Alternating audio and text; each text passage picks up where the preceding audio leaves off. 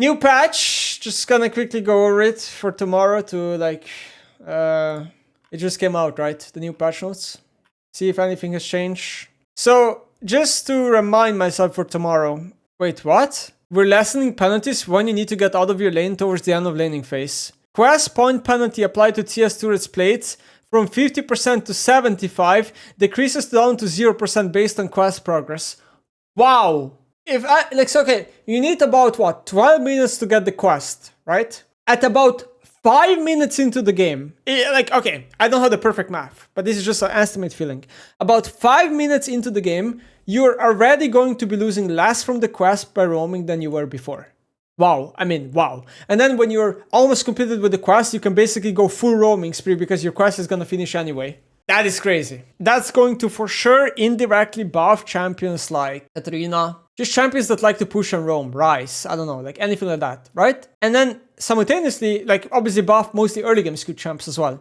It's going to nerf champions like Ace, Malzahar, Veigar, who like to just be in lane a lot and not roam a lot before you reach one item anyway, right? So this is going to swing some win rate here and there. Passive point progression. Increase to 1.6 per second when they're in quest lane. Increase to 1.5 while you're in quest lane. Oh, okay. So you're going to get slightly less points. So everyone is going to get less points, but because when you roam, you're penalized less, you're probably still going to complete quests on average faster, is what I'm assuming. Okay, defined as near or past the lane's outermost turret, defined as anywhere in the lane outside of your base. Wow. So again, this is also going to be extra ticks for free for your passive point progression. Okay. Functionally exists because, wait, recall penalty to passive point turn. Functionally exists because passive point gain was reduced until an outlier turret, creating a minor bias towards mid lane, shorter. Disables passive point entirely for 12 seconds after recalling. Oh, okay. So if you base very often, you lose the passive point earn for 12 seconds. I mean, okay. So that is a nerf to mid lane, specifically, I would assume. Because you reach mid lane a little bit faster than other lanes because it's a shorter lane. Functionally, every 2 minutes you spend in lane, you can spend 1 minute roaming without penalizing your quest progress. Okay. Quest rewards. 80 flat XP on champ takedown.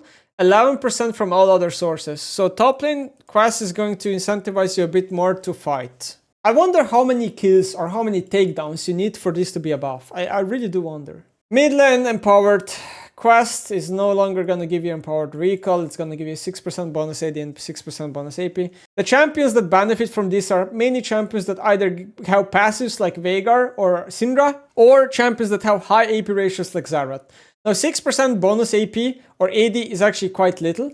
Also 6% bonus AD is quite good on champions that stack a lot of AD, like maybe Queen and Jhin and stuff like that.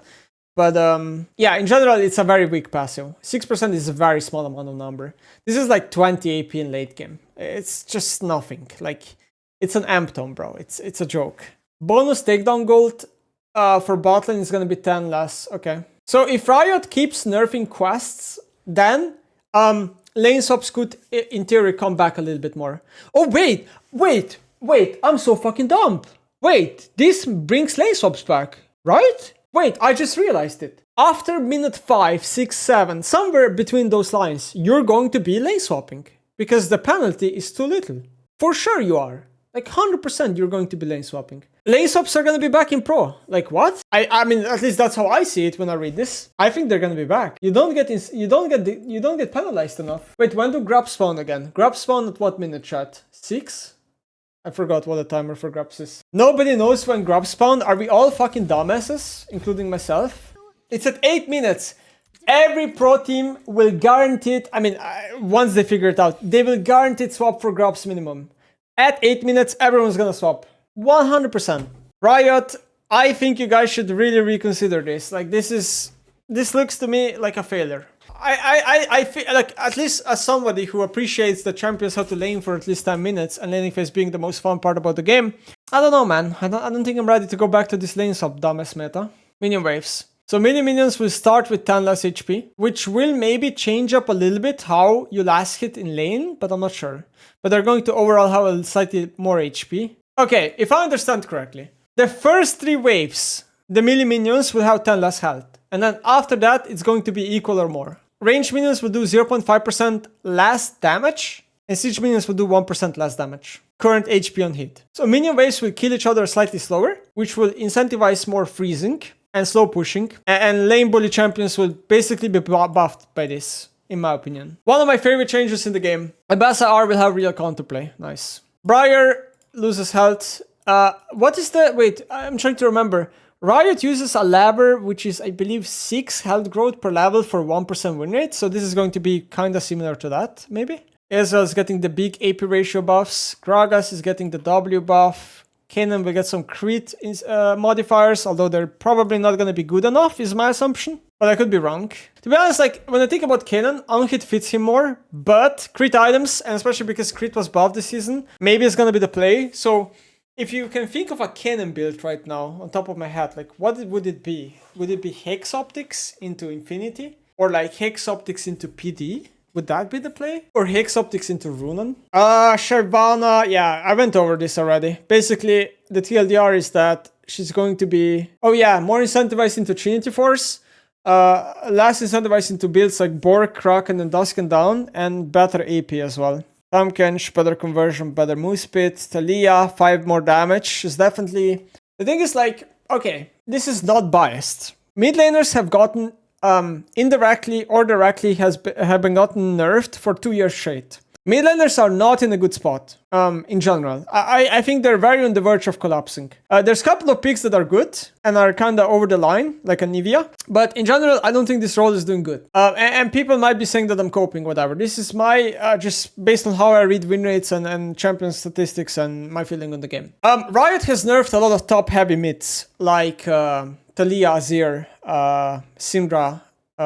There's like one more I'm missing. Orianna, to an extent, got nerfed. So, you know, Talia is considered one of the top tier mids in like high elo / pro, and this will be a step in the direction of kind of bringing her back a bit. 10% bonus AD on Teemo. Yeah, we're still picking this champion for AP, come on. Udyr getting some AD and W. Yeah, this is fine. Making AD Udyr less trash, even though AP is still going to be better in most cases. But AD Udyr has some merit to be played in some cases, in my opinion. And yeah, very good against HP stackers like Mundo, because he nukes them with Empowered Q. Warwick, mostly a top lane skewed buff, but yeah, okay, sure. Xin Zhao is getting some... He's getting a nerf for bruisers in. Like, Xin is losing...